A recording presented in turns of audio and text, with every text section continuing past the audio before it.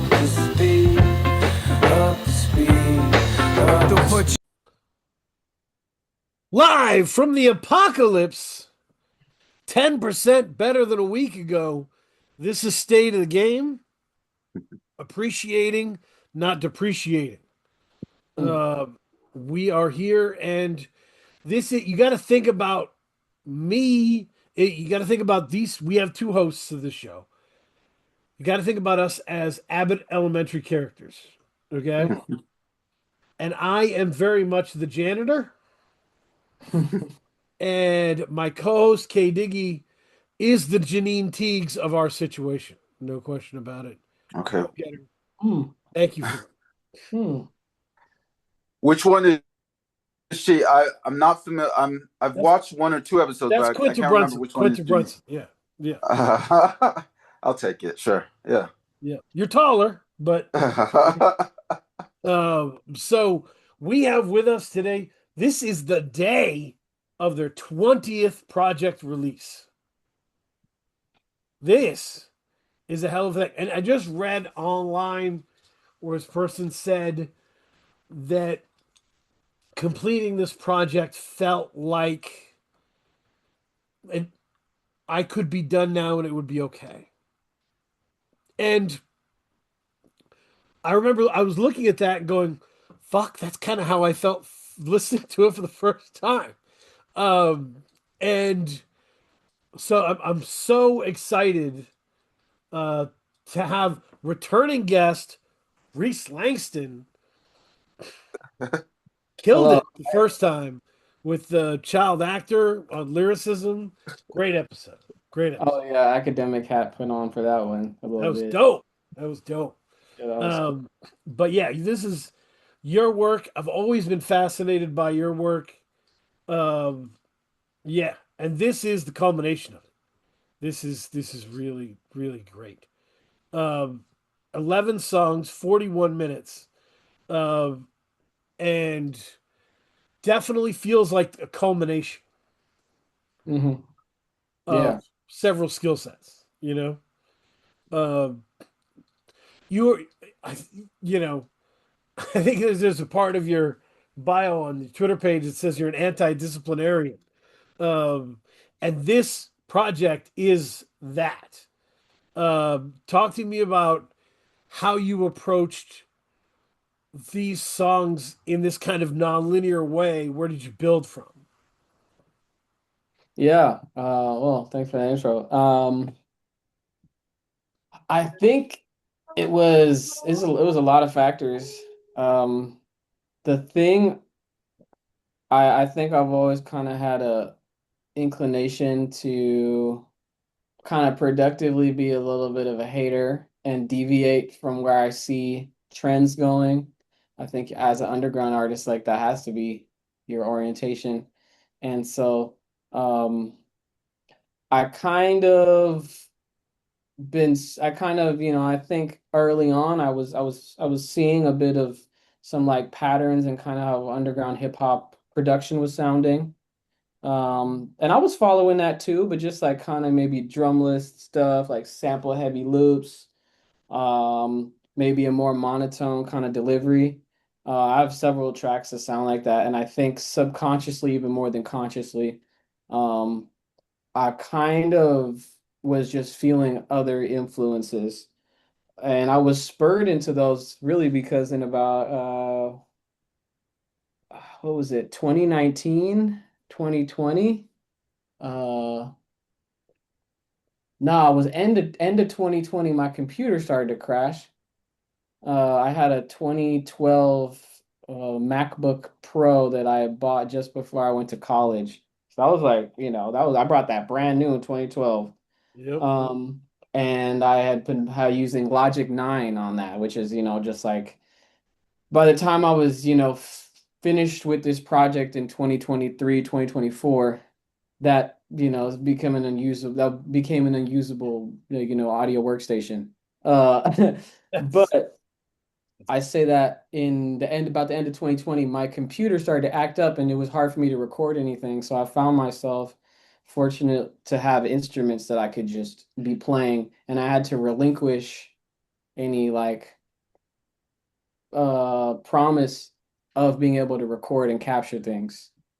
And so I found myself just like playing a lot of bass. I was lucky to like have a synthesizer that bought off Sweetwater in like payments in 2018 or whatever. Right. Um, and yeah, occasionally I could record some things, but my computer was just acting the fuck up.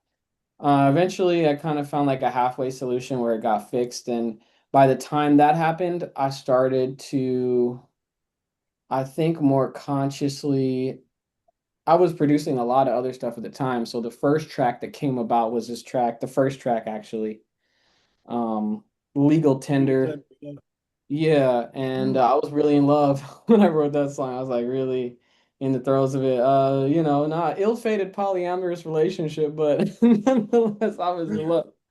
Um, and I remember there's I won't name the song, but there is a bass line by the Red Hot Chili Peppers that I had learned, and I actually instead of flipping it on the computer, I flipped it by playing it and like inverting it on the actual bass. And so that bass loop is me inverting that progression that Flea played on the song. Mm. From there, yeah, it was kind of like really between projects. I worked on this. And there's just these interesting gaps where, as I said, there's a long, preamble before, but I was noticing how underground rap's experimental conventions were becoming its experimental facets were becoming its conventions. And so figuring out, okay, like where could I find my way to do something different, even if no one really is noticing, like what could I do to experiment?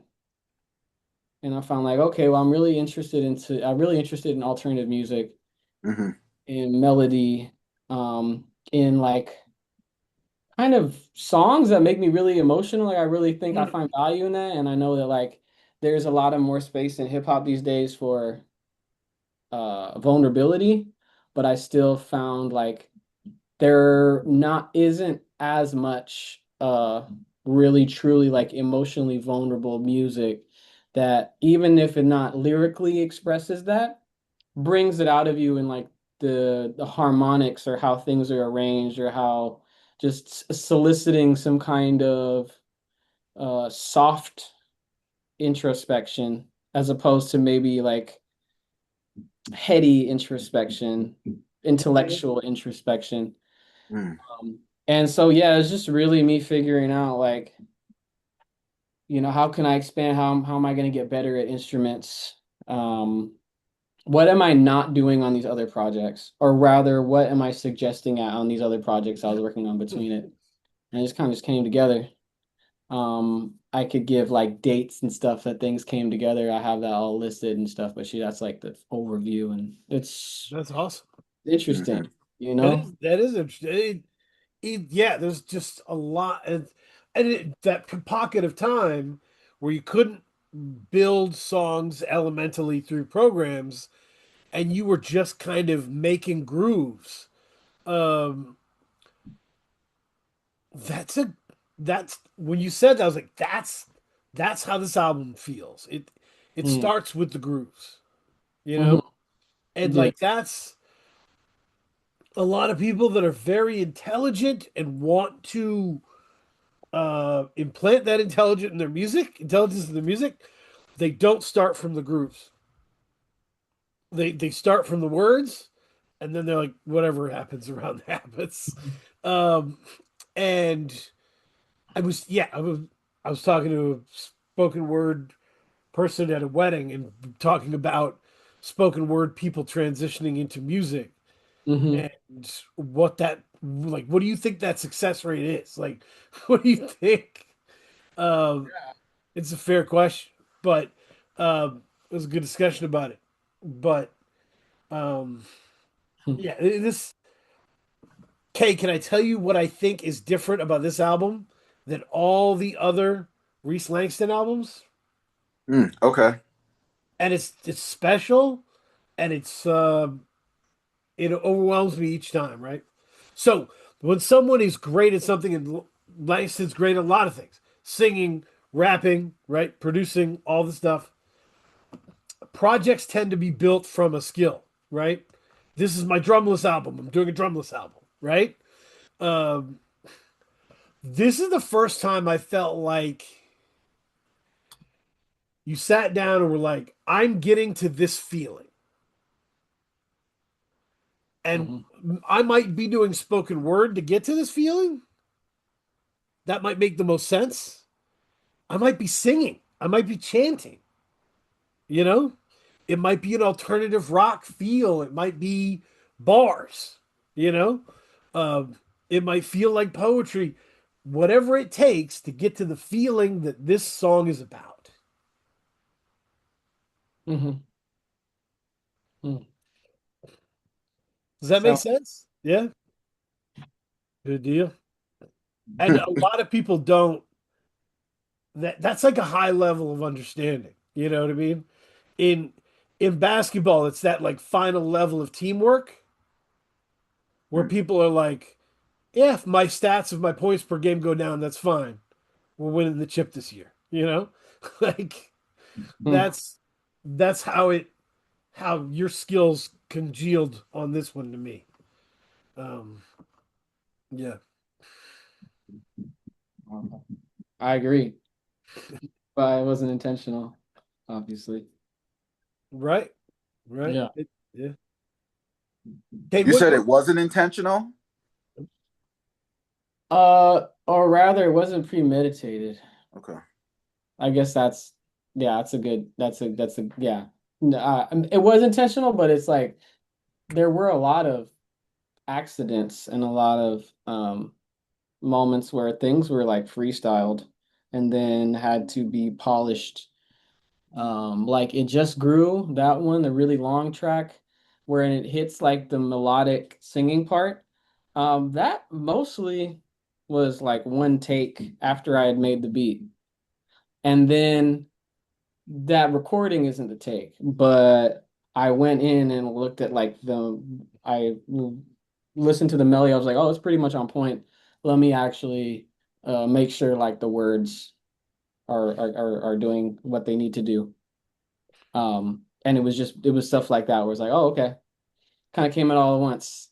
Now let me make sure it's doing what it needs to do, without taking away like the essence of it or the as you say the feeling. A lot of moments like that, which haven't come as plenty as I'd like them to be all the time. Like kind of just letting go and shit. Sometimes I'm like kind of high strung and right. unable to just like chill out and do that. So I'm like thinking about, oh, I want this to be this way. And it's like if you do that, it's probably not gonna be that way for me. I'm not Prince. I can't like think about something and directly translate it. Right. Uh, yeah. That makes sense. Yeah. Hmm. Uh, Kay, how many Rhys Langston albums have you heard? Like with the It was just this one and then the one before it. Oh, okay, okay. So I did want to ask because I did feel like there was a contrast between the two projects that I heard. Now, when you said that you were creating this project in between, and I should stop. I shouldn't refer to it as this project. The name of the project is Pale Black Negative. Pale Black Negative, right? Yep, yep, yep. So you were working on this one at the same time you were working on other projects, right? Correct? Yeah, I mean, there's like a shitload of projects I was Yeah. working on, which is kind of funny and to think about. No, did you take a, was there an approach that you used to this project that you didn't use to other? Was there like a unique approach that you approached this Hmm. project with? Um, I don't know if it was an approach or just more of like maybe a ethos or a process where it was Okay. definitely there was a lot of patience compared to other projects. I'm a patient, meticulous person in general, but like the degree was definitely much different. Like so just to give you an idea of like the timeline, in 2020, I dropped Language Arts Unit and this EP Grant Money Raps, and then this uh kind of nameless almost project Droog, which came out in Death Bomb Arc. that doesn't even have my name on it on Spotify or whatever, but it does in Bandcamp. Uh, and during that time, I dropped those. Mm. I was working on Stalin Bollywood, which had a lot of just like crazy punk rock offensive lyrics in it. Yep. Uh, and I finished Stalin Bollywood like right before my computer started to crash. Then when it started to get, whatever, um, a little bit more usable, this mostly was created in 2021. And in 2021, I put out Stalin Bollywood, was working on parts of Grapefruit Radio and working on parts of that Pioneer 11 album. And I think even maybe starting to get beats for the last record, which was the Steel Tip Dove record. So there were like four things that I was also, that was like, the kind of end of the quarantine when I was getting a lot of money for just being at home. So I had a lot of time. Um, and so like it was interesting how like a lot of things came out uh at once in that time, really prolific. And then over like 2022, I was working on obviously Grapefruit Radio, the Steel Tip Dove record, Yep. the Pioneer 11 record, and the project I produced for this artist Andrew Mubarak. Oh, Uh, right. Right. Basically, yeah. So I kind of saw this project as something I knew it from like the first seeds of it. It was like, oh, this is special. I'm just gonna let it. All these other projects will be not necessarily experiments, but they're gonna be ways for me to like try things out as I get to it.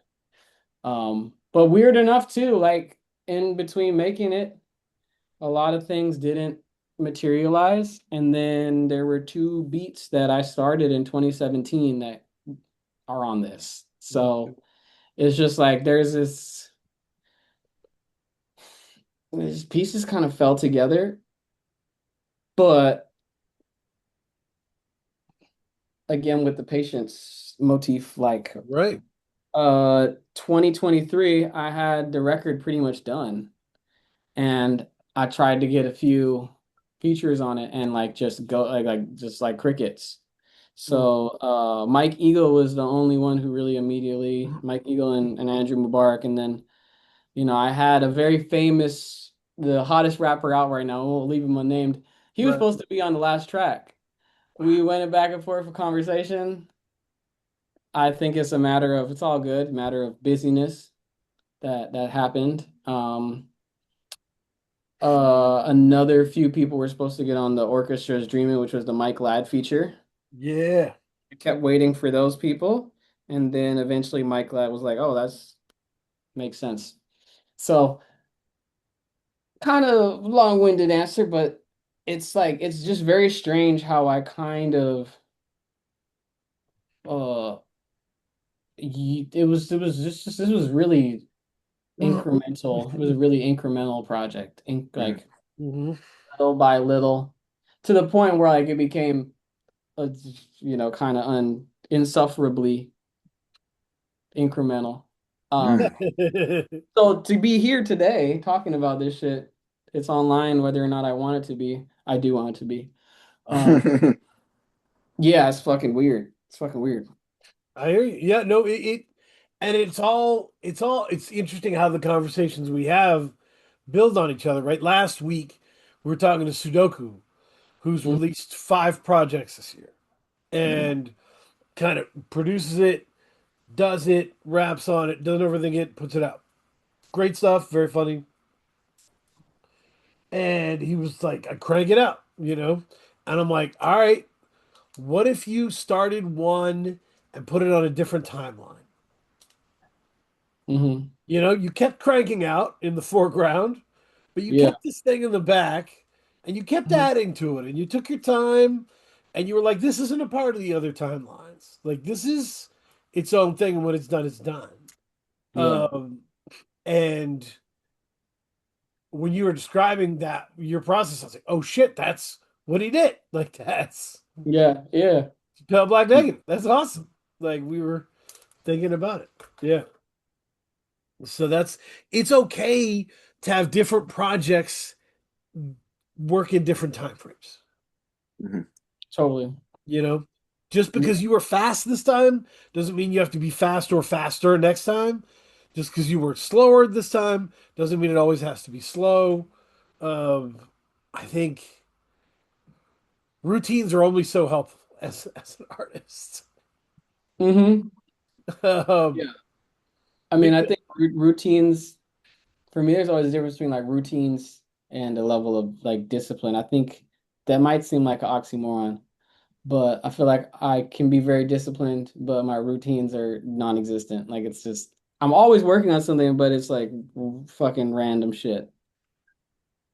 yep, I mean, I have like two projects in the works right now, one of which is really close to being completely written and produced. So I talk about, I hint at things being the last thing. That's not really the case. It's more just like the energy is there. I think I've said a lot over my catalog, and I'm just like, if something took my ability to add to that catalog, and right. it was this, that's fine. But I'd like to add more, but that's cool. Yeah, no, that's that kind of satisfaction that where you're like, I threw the kitchen sink at this fucking thing. Like it's there, you know. That's great, and I immediately knew that. Listen to this first time was like, this is the best we've had. Um, Appreciate that. of like, so I'm very happy that you got there. Yeah, in terms of routines and stuff. You remember that there was like a Jerry Seinfeld documentary? It was like every day, this point of the day, I write jokes. And Yep. you're like, that's okay. And it does build the skill and the muscle, and that's cool. But if you feel yourself and you're like, I need to get outside, you know? I need to yell at a bird or pee in a Whataburger drive-through. Get out there, I you haven't done know? that. Now I could add that to the process. Yeah. Shout out to Yuri. My- my- Yeah. so, but yeah, get out there, feed your brain, experiences in life and come back later. Yeah, you should always be able to switch up what you're doing in your process. And it sounds like you did that a number of times. Just some just logistical stuff you ran into. Um, Mhm. but you adjusted. Like there was being like, this thing isn't really working anymore, but I'm just gonna play music. Like, Yeah. that's a level of composure and I don't know, change intelligence, adaptability that's really interesting. Uh, Mhm. so not everybody, has that. So um, yeah, yeah. The what do you want to talk more about, Kay? The sound or the writing? Let's talk about the sound first. Yeah. There's a very alternative rock sound to this, a lot of it, Absolutely. but it doesn't feel like a throwbacky 90s thing to me. Hmm. It does it's not like, oh man, this is like this was like the stuff in the skater videos, or this was like this takes me back to hearing Pearl Jam in gym class or whatever. This is doesn't have that. It feels very current in some ways, in a lot of ways. So how did you find your way to this specific sound? Yeah. I like your appraisal of it. That was I wanted it to sound timeless is a little grandiose, but it Mm. definitely like I didn't want it to be mired in any particular era, even ours. uh, and try and just really literally be on my own time, like some Yeah. cavalier different type time, Yep.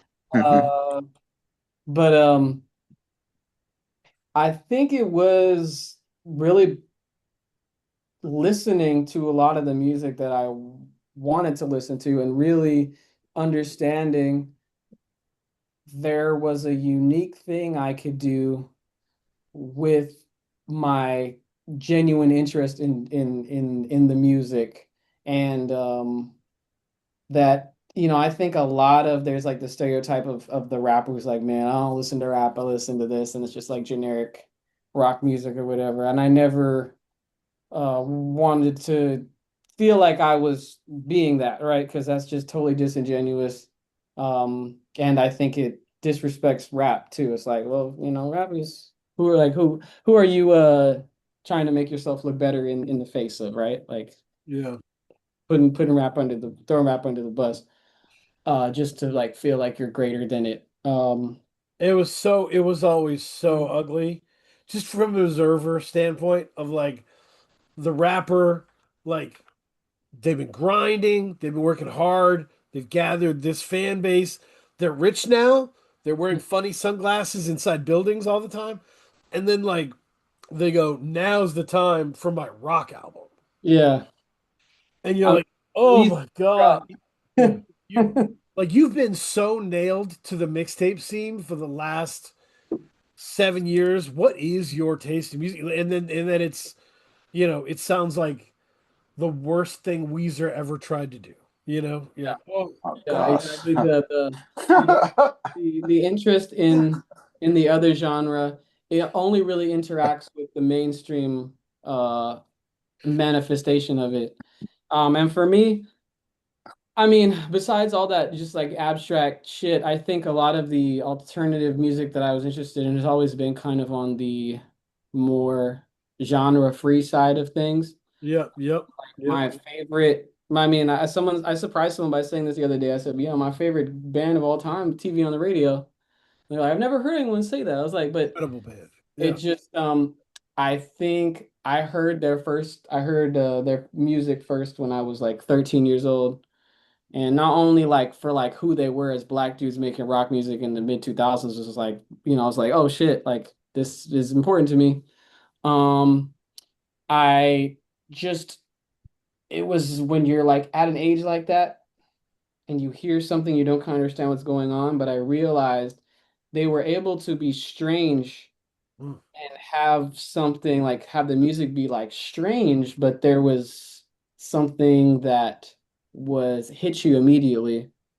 And also I realized as I got older listening to that music, how they just used kind of a kitchen sink approach to musical production, like drum machine sounds, horns that don't belong, Yeah.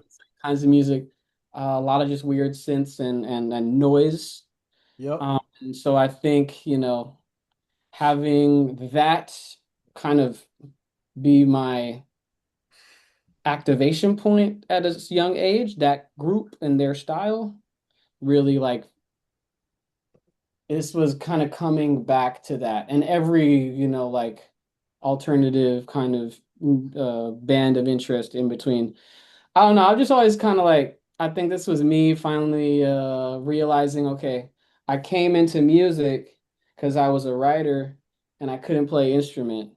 And rapping made sense because it was a technique that I could employ directly. Also, culturally made sense, obviously, but um, it's like, okay, I really love doing this, but how do I also really pay homage or like pay attention to this other kind of music that Yep. has been so foundational in I don't know, just uh my artistic interest and my evolution.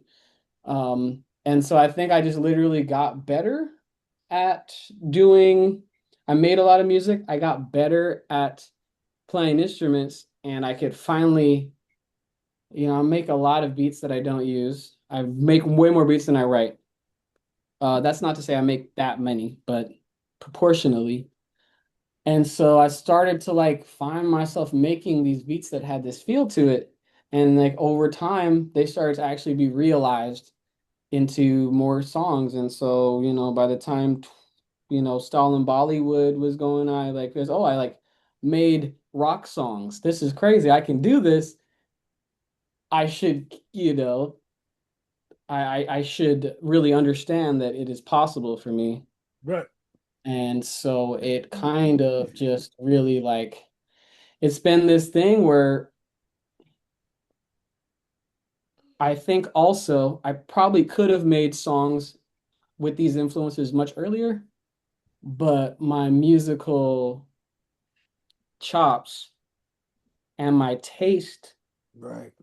I'm always so deferential to my taste and not trying to like my make sure I'm always grateful rather that my taste wins out over anything because I know a lot of people who play really well that don't have the best taste, but people who don't play music well that have great taste, and you can tell, who makes the Mhm. better sounding music. Right. I'm going a little meandering, but it just took me a while to like be like, okay, what is the natural place for my free, expansive rap, my ability to sing, and my instrument playing with all these to land. And you can never plan that out. It just happens when it happens. And that was kind of just like there were so many parts over the years. It was me finally reaching like, okay, I can do this. I'm not embarrassed about it. It doesn't feel like I'm smashing things together clumsily. All right, keep going, like Right. that's kind of how it I just it mean, just it just came together. the layers of sound on this are totally different, Mhm. right? There's layers of sound, there's composition, you know, the the grooves are a beating heart that make this thing go. I what I always said to people, and this applies to like whether you go see a play or a movie or reading a book, whatever you're doing.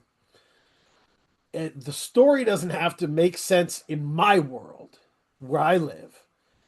It just has to make sense in its own world. Hmm. Yeah. We all tend to tune out when we're like, that character wouldn't do that, right? I've known this character for so many episodes or so many pages. They just wouldn't do that. It doesn't make sense.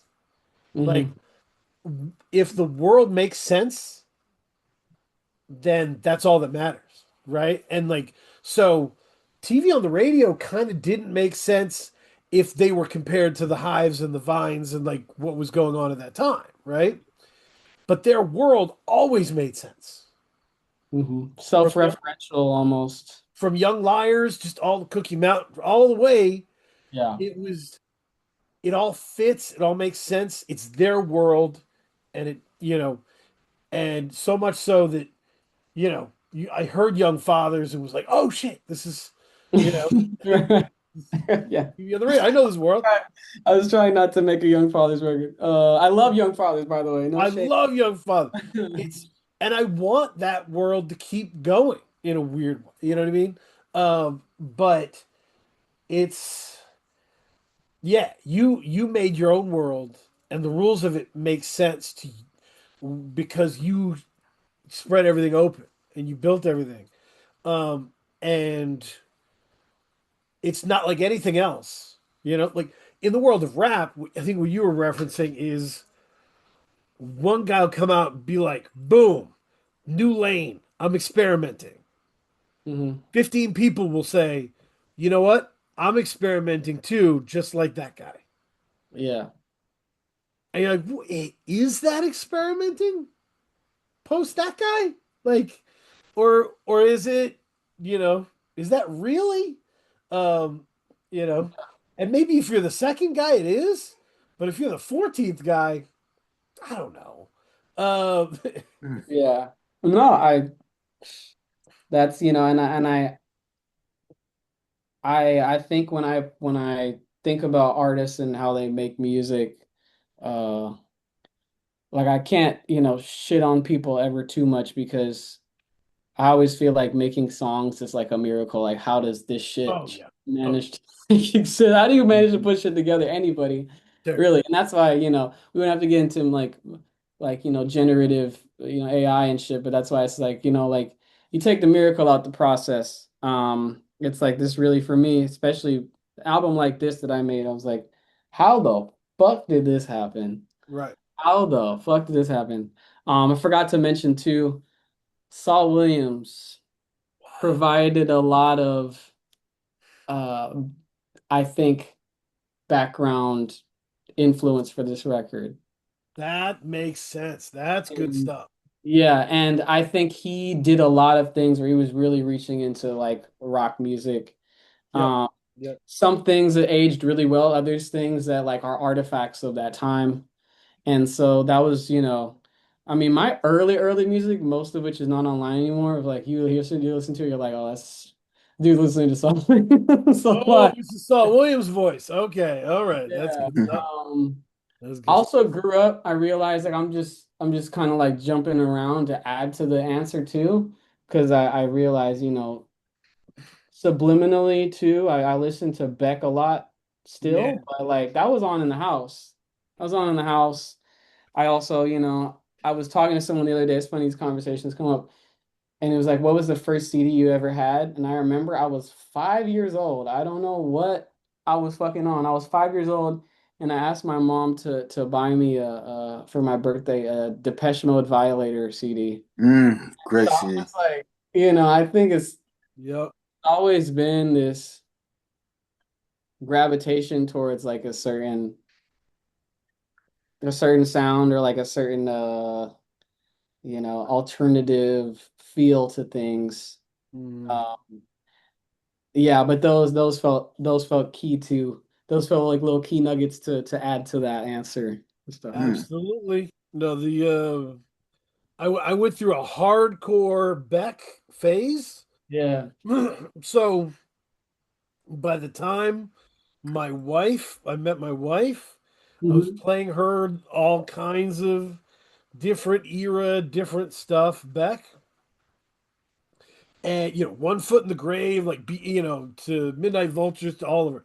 And it got to the point where whenever I would say, "Who do you think this is?" and it was something weird, she'd be like, "It's probably Beck. I don't know. Is it Beck?" That's funny.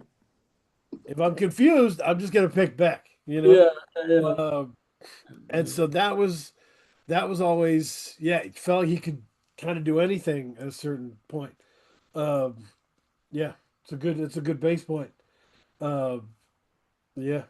Yeah, I know Fatboy Sharif is really into Beck. We talk about. Ooh, Beck. That's awesome. I know he wants to work with Beck. That'd be a crazy. That would make sense. That would be great. The get so Kay, what were your thoughts on the sound and listening to Pale Black Negative and Yeah, um I mean, it definitely sticks out from anything, that I've listened to recently, I guess you could say. And it does have its own distinct feel to it. So, I mean, I think it's unique, like the alternative mixed kind of with like the spoken word. Uh, and then, it's very literary to me in a lot of ways as well. It's like, so oh, it's that combination of things that really make it an interesting listen, I would say. the so to get into the lyrics for a second, Mm. because you had said something on IG about how this isn't like a very political album for you, right? It's and the way there's two things that came into my mind. As a philosophy major, right? We would call this materialism, right? Like in the sense that materialism was like, you guys have a lot of fancy ideas, but because you're having an idea fight, they're not connected to the real world at all. Mhm. You've lost your functional connection to the world. Yeah. You're floating, right? So materialism grounds itself in the the sights, the sounds, the scents, like what is real and here, you know? Yeah. Um, and that's what your descriptions are, right? Mm. They're like my hair, you know, my writing, my injury. Like it's very senses, you know. It's Mm. very connected to what is happening. Um, and this leads me to my second one. Okay, I think there was the writing is impressionistic. Mm, Does that make sense? impressionistic. In what way? Like the impressionists were capturing a scene, but not exactly, Hmm. right? They were smudging the clouds a little bit, right? They were fuzzing out the dress coloration because that's what your eyes would do on this kind of day, right? It made it feel even more real that it was a little beyond real.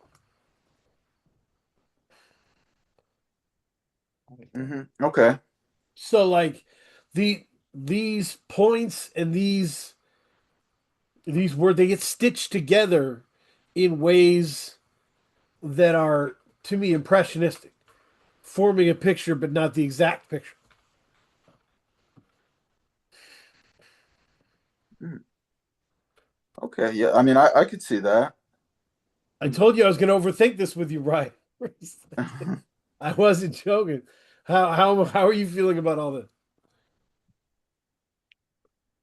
I like that. I think yeah, I guess there is this way, one way to think of it as impressionistic, another way, another uh interpretation could be like imagist, if you're familiar with the poetic tradition of the imagists, Yep.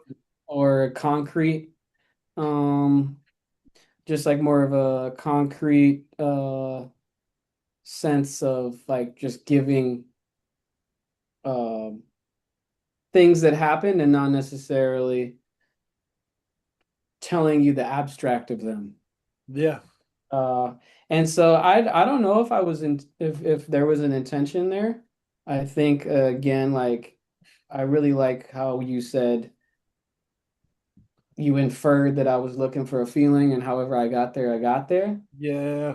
Because that definitely I think was the case on these. And yeah, I think it was like, okay, how can I communicate love and never say love? Yep. Yep. Yep. Or, how can I talk about being in a fucking airport, and maybe I'm gonna give you like maybe I'll cheat a little bit and give you some takeoff sounds, Yeah. Yeah. Yeah. really describing the flutter of people in and out to give you the sensibility of like a crowded terminal versus Mhm. be like, I'm in the terminal, it's crowded, I'm Yeah. confused, Yeah. I always told people in my creative writing classes, once you have a prompt, you got to run from it. that's funny. You got to run from that shit because if you don't, you're gonna be, you're gonna be wearing it on your sleeve. It's gonna be awful, you know. Because honestly, only you care about the prompt. Like the Hmm. rest, the people listening are just looking for a good story, looking for a good time. Like, you know. And if you're like, boy, I gotta have Chevy truck in this, no one gives a fuck but you that you nailed that. So you have to run from that prompt and like go the other direction and make it harder for yourself to get to Chevy truck. And then it'll be even more fun for everybody because they didn't give a shit about the Chevy truck in the beginning. So yeah, but that's awesome. That makes sense. Yeah. I was a little worried that and this just goes to show how far gone I am. I was worried that the lyrics of this or the sensibilities would not be like to like the level linguistically of my previous work, in terms of them orienting themselves differently. But I don't know. I think I read it back and I'm like, oh no, maybe I was just maybe that's not the case. But I was really worried about um I don't know, people who were there for bars being like, this is Yeah, yeah, yeah. linguistically, you're I feel not doing the same kind of wordplay. yeah, So it's yeah, yeah. in, you know, He's not snapping like Jadakiss on this. yeah.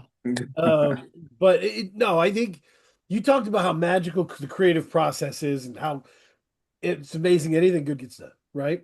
But you compound that with how hard it is to successfully write in a different way. That's Hmm. fucking insane. This is written in a different way than you've written other projects. Is that fair? Yeah, I mean, I would hope so. I would hope in that way it's like written in a different way. Again, in that same like self-referential world that I'm Right. hopefully have created for anyone who's been paying attention.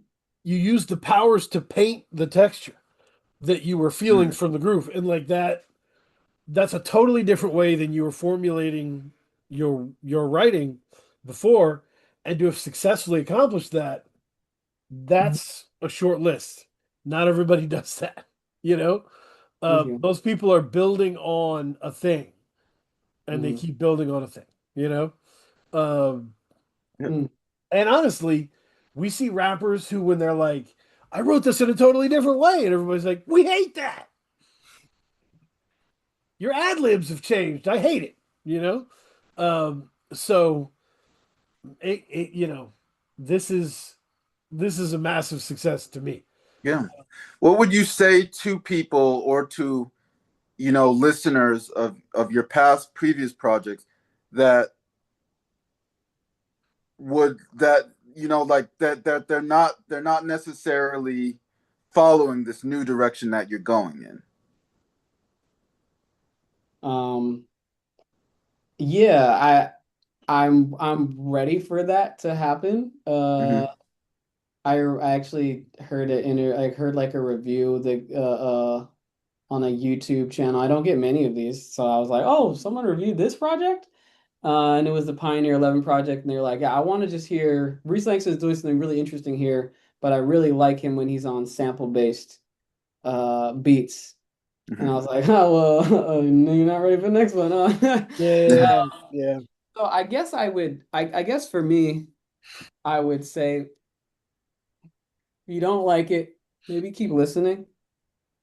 Give it a shot because there are moments I think that it bears resemblance, but also it's like three things, like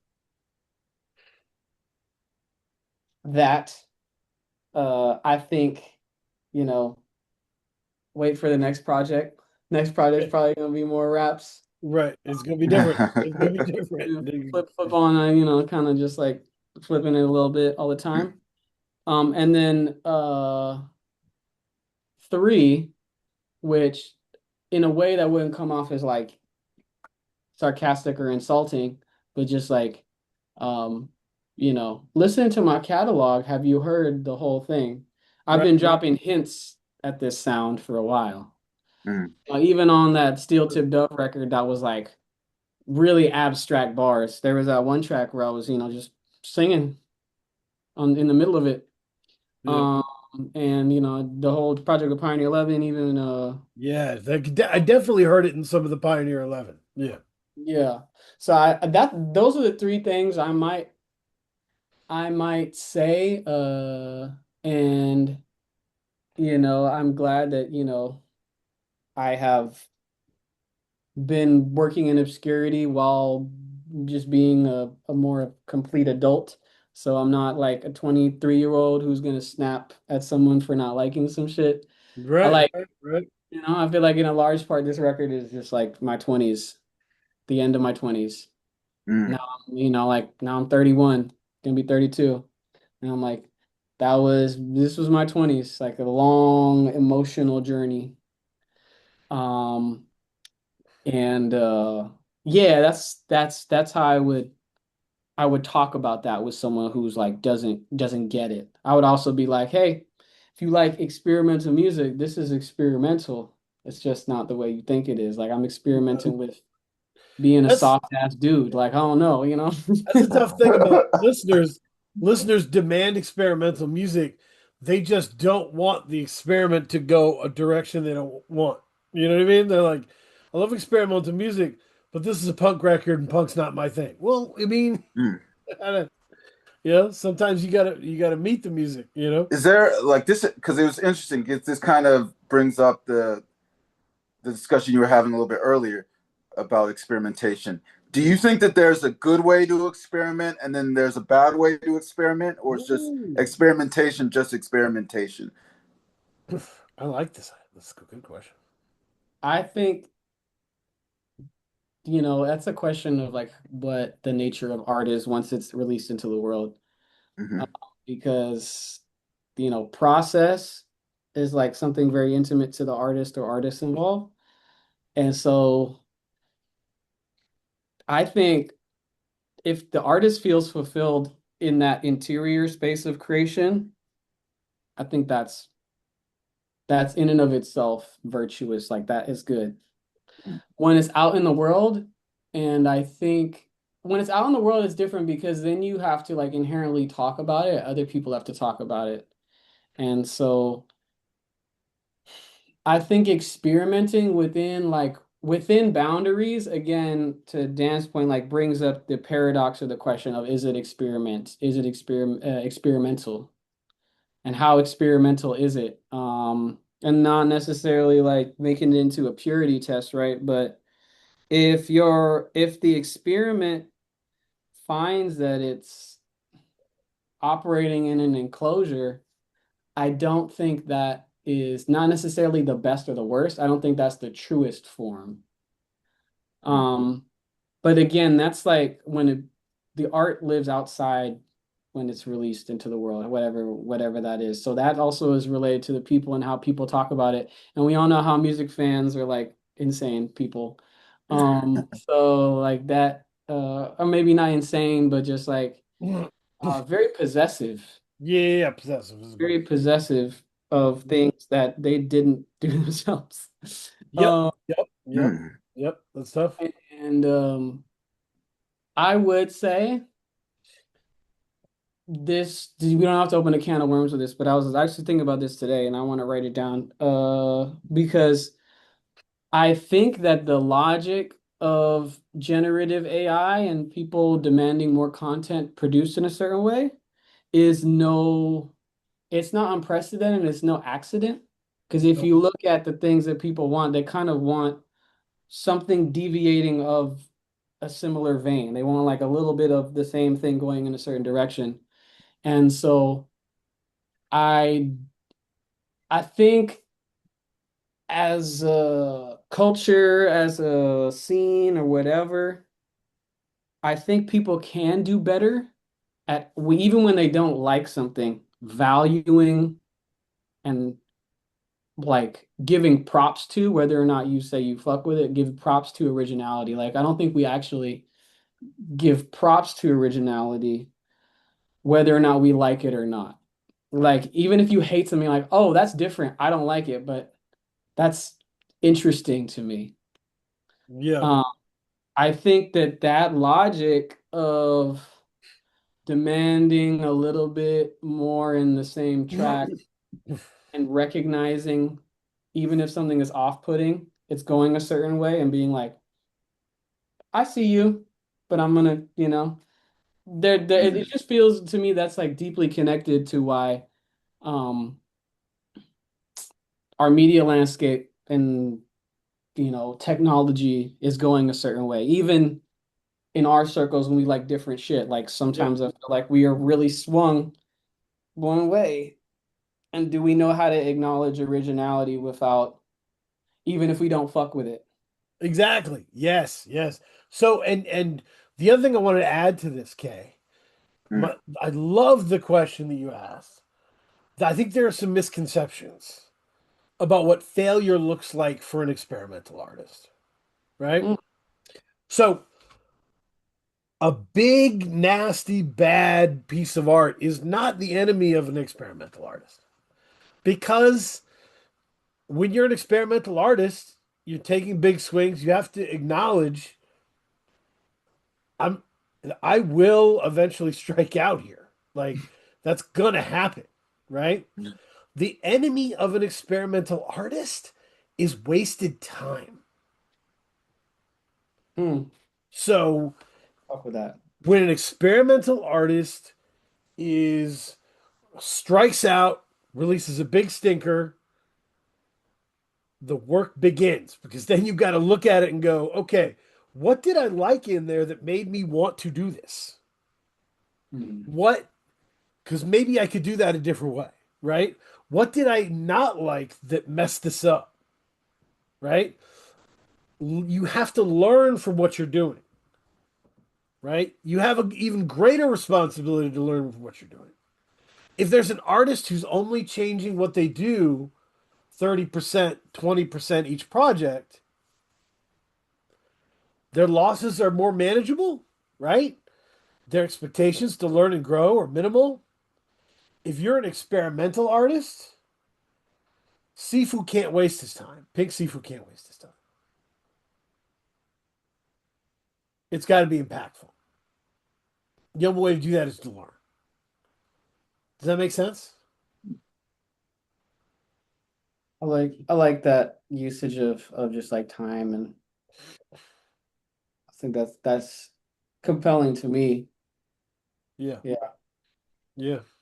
So, Kay, let's talk about the order of this project and how it flows because that it's absolutely fascinating to me.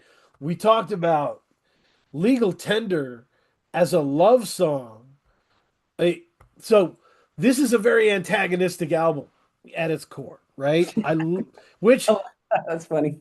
connects with me deeply, right?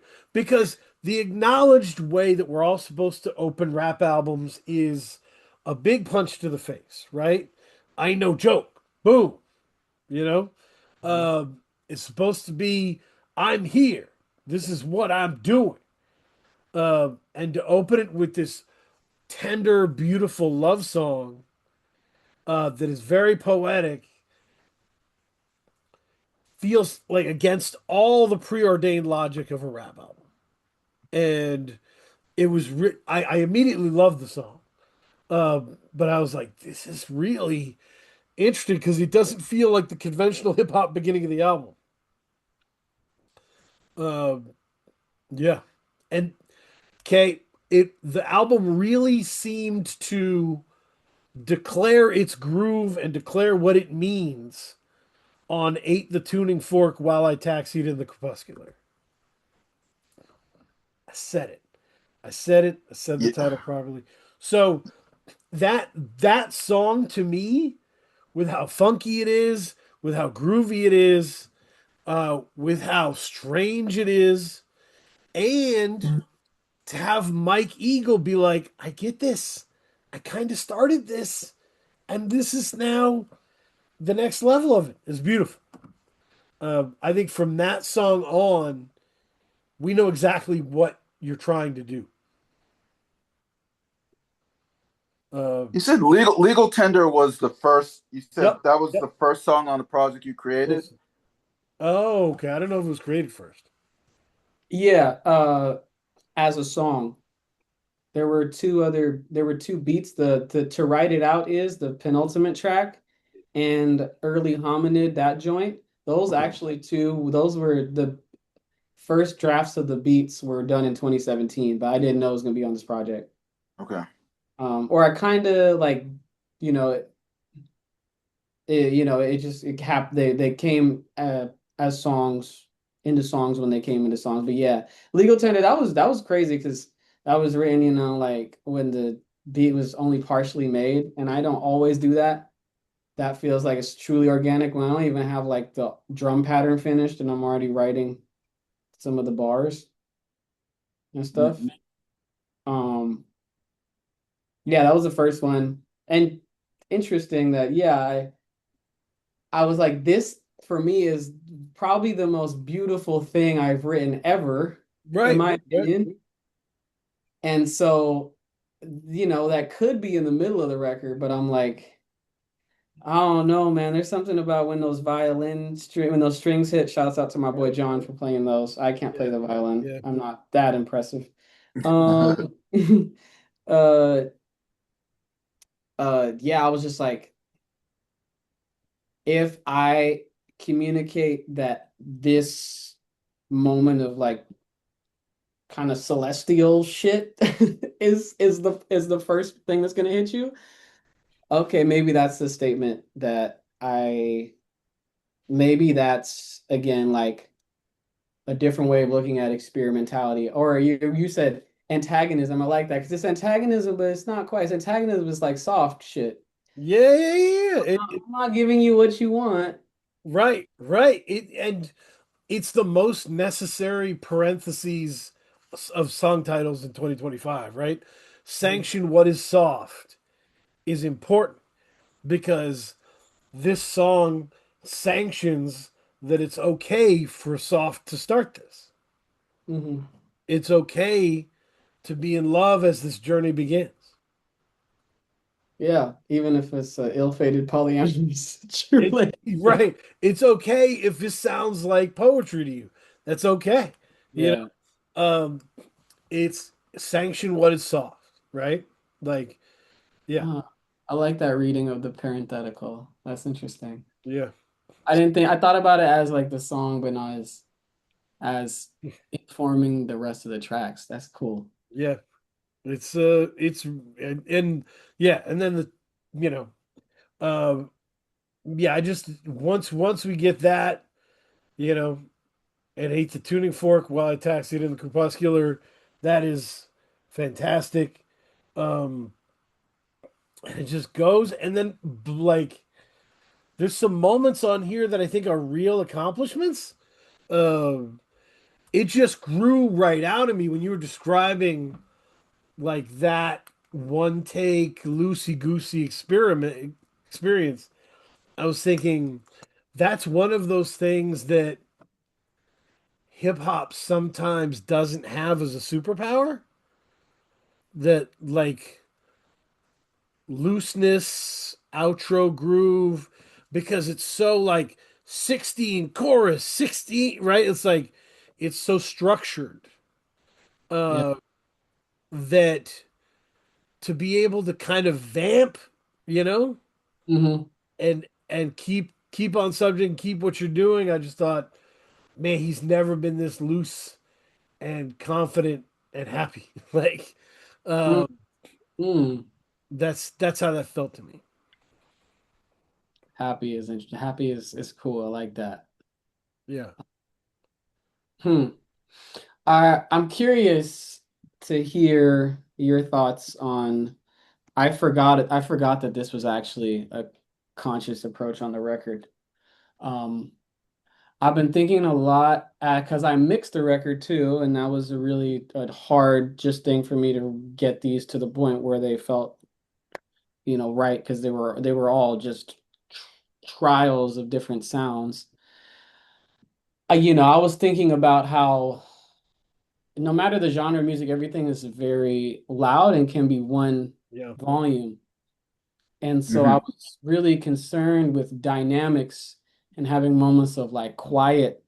And again, the softness, not even just emotionally, but like Right. uh, the softness in the sound itself, in it being even though I played instruments, it's a album made in a computer, which inherently digitizes and hardens things. Um, and so I'm interested that if you all felt that, because that was really I realized because it's I've had to dispossess myself of like the project because it took a while for it to come out.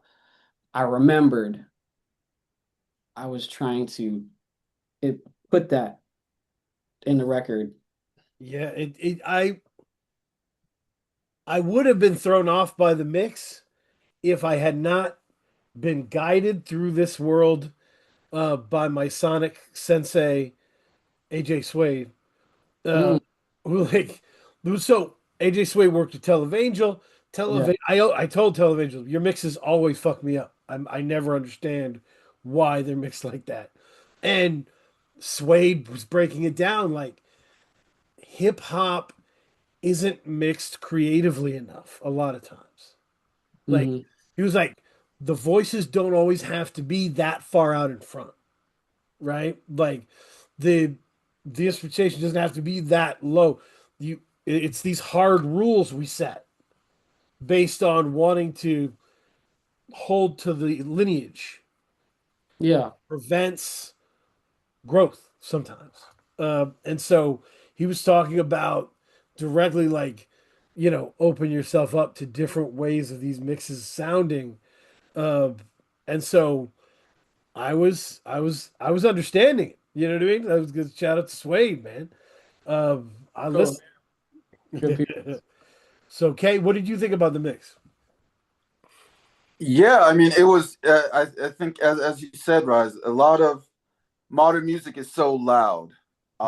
um, to me, and yet it's loud and very. A lot of the mixing is sterile, like one level, everything the same, and this was like very. No, no, quiet's not quite the word. Reserved. It was reserved in a way Mm, that that you don't quite see a lot in today's music. It was almost like Lens. at times it could be like a slow close-up shot, Mm-hmm. where like the legal tender, right? You start that far away and you're like, oh man, this is so pretty and far away. And then like, it progresses and it gets funkier and the sounds switch up and it gets bigger. Yeah. So it's not like it's quiet the whole time. No. Uh, it yeah, it could be like a slow close up or one of those directors who's always changing the cinematography and showing you different positions like that. Yeah, that's how I think I would view the mixing. Yeah. yeah.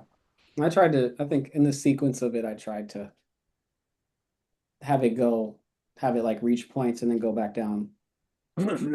Now, for this project, was there anyone that you kind of consulted with or kind of, bounced ideas off that helped you kind of in the development of this project? Yeah, I would say a few people. I mean, I played mostly everything.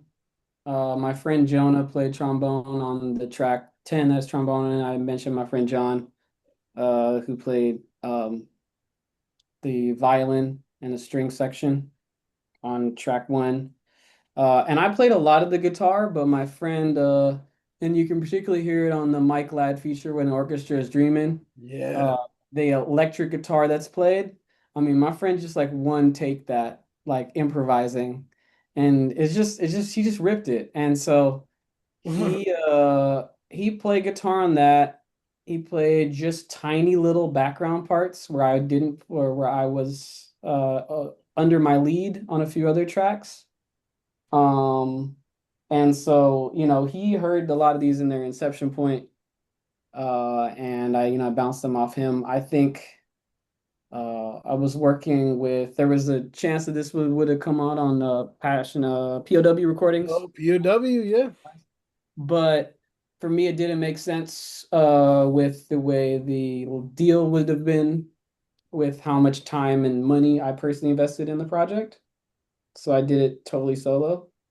But Jeff was like trying to pitch it around. He heard all the things in its early states, and he was like, "Well, this is," encouraged me to see it as I saw it, which was that this was a different degree of songwriting Yep. within what I was already doing. Um, and then my friend Alex Roland, who produced a few joints for me back in the day, he doesn't make music anymore. Hmm. We have casualties of life that way in the arts. Right, right. Oh yeah. He he's been from the start really high on this project because I think his tastes are similar to mine, where he, is into alternative rap music, but alternative rock music and just alternative sounds in general. Mhm. Yep. How they, just isn't as much overlap of like the best of both. There's oftentimes alternative rap which has mediocre rock, or alternative rock which has this weird contentious relation to hip hop or this kind of glued down approach. Yep. Well, not glued on, but just like this approach where like maybe there's been a few, I think, really good intersections, Sure. but um I think it's still an unrealized uh or like a not unrealized but an underexplored crossover. Um so One. yeah, those three, and my my parents are on the record. They listen to it. I'm really glad that my the little voicemail messages Yeah. Yeah. factory. And then that's my dad actually. I was like, Dad, can you come to the studio and just yell like you're a coach on the sidelines and I can chop it up? Amazing. Love that. So I'm fortunate that like my parents really are behind it, and they're like, my dad told me some really crazy shit today. So I'm really happy. He was like, I'm not gonna be around to see it, but he said I might not be around to see it, but when it's all said and done, hopefully, he said, I think people are gonna look at you as the most influential, one of the most influential hip hop artists of our time because how you just literally do things your own way. Yeah, dude. I was like, well, thanks, Dad. I mean, some parents tell their kids to go to fucking med school, so thank you. Right. Right. Yeah. It's right Appreciate there. that, dude. Come on. Yeah. Yeah. Understanding it. That's awesome. Yeah. Yeah. There's a pioneer spirit on this thing. But yeah, it's yeah, that's interesting. Well, I was thinking about the sounds, right? Alternative sounds. Some genres, when the song gets soft and emotional, the sounds get kind of cheesy hmm and Yeah. corny and like paid by numbers, right? If it's like if it's too soft a country song, we might hit those chords we really know what they mean. You know what I mean? We're like, Yeah. oh. Yeah. Um, whereas with alternative songs, when they got soft, they were still kind of dark and spooky and interesting, like Mazzy Star, and like there was still like, yeah, we I made him listen to some PJ Harvey. Uh, Yeah. the those songs could be soft and emotional, but still like, terrifying or cutting or Mm. scary, or there was just a crunch to that. So I think playing with that softer end of alternative is kind of an untapped reservoir that way, you know? Yeah. Yeah. Well, reservoir, that's a good word. Yeah. Yeah. Yeah, I think back to like, yeah, just the groups I was interested in. TV on the radio does that really well. Yeah, Yeah. Mazzy Star, Yeah. I fuck with Mazzy Star. I mean, they kind of sound a little corny and okay, as they've aged, but like fucking Alice in Chains, does a little shit like Right. that. Yeah. Yeah. Um, Yeah. yeah, just like giving you the actual, I feel like it gives you actual more feeling of, that tenderness because it's never perfect either. There's always something like uh in feelings are, I guess, to be cliche, but feelings are complicated. They're just really complicated. How do you express the complication of that um Yeah. in the form, in the sound? Hmm. I don't know. Yep. No, that makes sense. Oof, I could talk about this album all day. Okay, do you have any other questions? No, no. Let's let's go to recommendation corner. Talk about what we've been listening to. So I'm gonna start this by saying when I am really diving into an album like this, I Yeah. need an album that's the opposite to kind of counterbalance things. Yeah. The opposite of Pale Black Negative is Losses. It's an acronym Yeah. by Kendall Spencer and August Fanon. Oh. Uh, 14 songs. I think the shortest one is 3 minutes and 29 seconds. Oh, okay. Uh, So a long album, uh, with, you know, Kendall Spencer has an incredible story. Um, this album is about surviving, becoming an amputee. This album is about, watching your children grow, uh, and generational understandings of things. There's a song on there called Granddad's Truck. This song is about faith. This album's about faith, but in that awesome hip hop way, like angry, hostile, in your face faith. Hmm. That's a lot of fun. I like that stuff. Yeah, So, and boy, Fanon is just, he's on a tear. this thing is just beautiful and soulful and gorgeous. So yeah, it's losses L.O.S.S.E.S. So Check that out. yeah, Wow. it's a good ass record. Um, the other one, we give a shout out to Other Blues, Def C, and Parallel Thought. Oh, Um, yeah.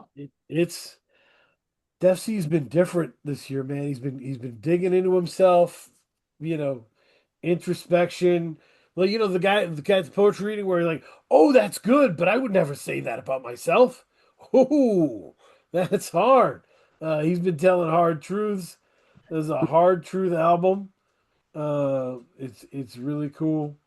I guess the other one. Let's go with. I'm gonna third. Lotus by Little Sims. Yeah, Oh, I need to check that out. Damn. that's the one I was. Yeah, Here.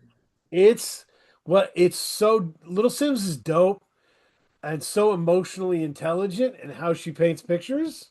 Hmm. So this being the "How dare you," inflow betray me album is dope because it's not like an in your face, I looked stuff up, and I'm gonna throw pictures out there. It's like I I'm wounded and here's all the way I'm wounded and here's why. And you're like, it's a compelling case, man.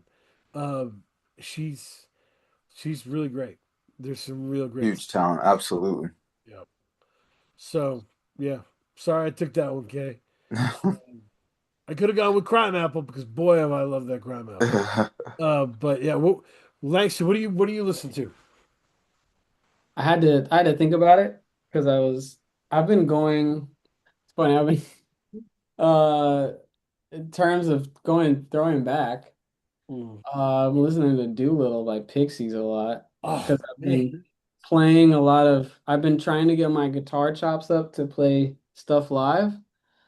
Uh, and I'm like just trying to figure out, where I want to place certain things in the future too. Yeah, but just also another album where it's like how they engaged with quiet moments into loud moments, how they turned like melody around. Yep. It just again these kind of weird, hard, fast moments and softer moments. So um just running that back is before my time, but that's the beauty about like being a latent music person is you just like shit is new to you that people are like whatever.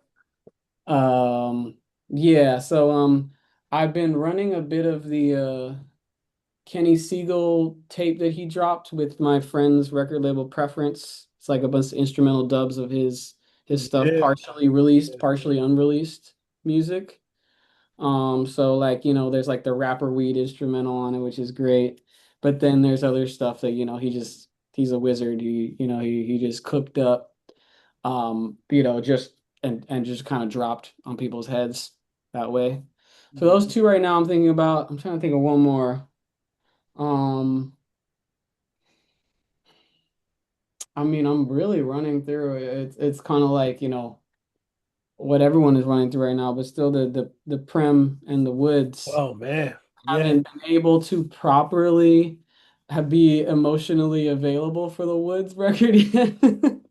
Yeah, because it's I really hear I you. listened to it twice. I'm like, this is I wanna be I wanna really like sit with this a lot more. There's But something about the patience of the Prem Rock album mhm. that's connected with me in a deeper way than the Woods album. Mhm. There's something about how patiently it's all laid out, where I'm just like, this is fucking beautiful. Um, Yeah, I agree. I'll figure it out. I'll figure the Woods out eventually, but Mhm. um, no. But then Doolittle, when I went on my Pixies like deep dive and really got into the Pixies, it really hurt my relationship with Nirvana. Yeah. Yeah. I was just like, why would I need Nirvana? I have this. This is great. Yeah. This Like, is this is who birthed their shit basically. right. And I'd always known that. I did the interviews and hey, the Pixies were really influenced by things. But when you actually deep dive into it, you're like, yeah, the Pixies have a lot better stuff. Like, Yeah. uh, but yeah, it's yeah. My generation stopped listening for that. I didn't say that. They'll get really mad. Because yeah, Pixies didn't go diamond like that. Um, Kay, what are you rocking with? I mean, this was like a random week for me. So I listened to the Lotus. Yeah. And then I actually got into it's funny that we talked about experimental music this episode, but I listened to Madonna's Ray of Light album. Nice. Yeah, And dude. I mean that came out when I was young, but I really I enjoyed it. I enjoyed listening to it. That's like experimentation done in a really tasteful way, I would say. And So it that would and be it, my recommendation. and it's weird because I'm so old, Kay, and I followed Madonna. Like I knew Mhm. all the different stages of Madonna. Which Uh, which which were the big joints on that one? I mean, Ray So Light, the self-titled, yeah, yeah, yeah, Ray of Light, and then Frozen right. was the other one. I think Ray of Light and Frozen were the two big ones, but there were a lot of gems. It's a really nice, like a quiet listen when you're Uh, by yourself. Just put that on and just yeah, I view it as like so for years, late '90s, transitioning into 2000s, like real bedtime stories, 1995. That's yeah. the last old school Madonna album, Hmm. right? Then she goes on this kind of she goes on this adventure with UK dance music, Hmm. and it's like chasing it. Chemical Brothers, Dust Brothers, like she wants what is happening in the UK. Hmm. And I think she finally gets it with Ray of Light. Ray of Light is her being like, yes, dance music. And so I was like, okay, but I kind of missed the you and the bullfighter and the whole. Oh man, yeah. I missed that. Human Nature. I've been listening to Human Nature. Nature's the Uh, shit, bro. Like, come oh on. my Man. man, that's Yeah. I read bedtime stories. That's my shit. oh yeah. Take a bow in Human Nature. Yeah, I agree. Yep. Yep. It Yeah. also has a great hip hop song, hip hop dedication. It's not a hip hop song, but it's like a dedication to old school hip hop. Okay. Uh, and how it's really good. It's a good album. But yeah, I appreciate everybody uh, God, showing us so much love, man. It's crazy. Oh, go to staydef.com uh, and order a copy of Volume 6, Def Magazine. I wrote for Def Magazine. Okay. Say yeah. def. That's DEF, right? Yep, DEF. Yep, yep. Okay. Stay Def. And it's All right. Def Goldblum puts it out. And I basically approached Def Goldblum and was like, look, Andrew makes a ton of music. I want to give you a comprehensive guide of the listening order you should listen to his music in. As of today, if you're jumping into Andrew's universe, here's all the albums in the order you should listen to, and here's why. Okay. Um, and I don't know if people will like it. I don't know if that's a good deal. But I thought it was a cool thing because everybody's always complaining about how prolific artists are, right? There's so much to deal with. I would love to do some of those columns here and there and just be like, look, here's how to get into this, for this artist. So yeah, I'd be into keeping that rolling if people like it. Oh yeah. If not, I'm still right here. Rhys Langston on IG, on Twitter, uh, you know, and Bandcamp. Follow the Bandcamp. You know, Yeah. We got some things in store. I don't know when they're gonna come out, but I actually have a book of poetry coming out next year on a small publisher is putting it out, which will be that's very dope. nice. That's dope. But find everything there, trying to keep them, have a multimedia ecosystem. So Yeah, albums out.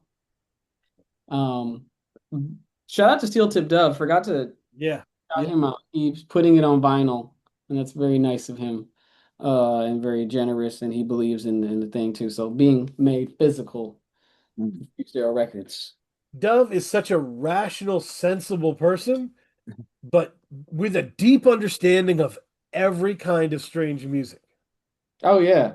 That's cool. It's cool to have somebody who's like organized and funny and reasonable to deal with, but deeply understands your weirdest shit. Mm-hmm. Both Like sides of the brain. that's Dove is magical like that. Yeah. Yeah. So shout out to Fused Arrow Records. Yeah.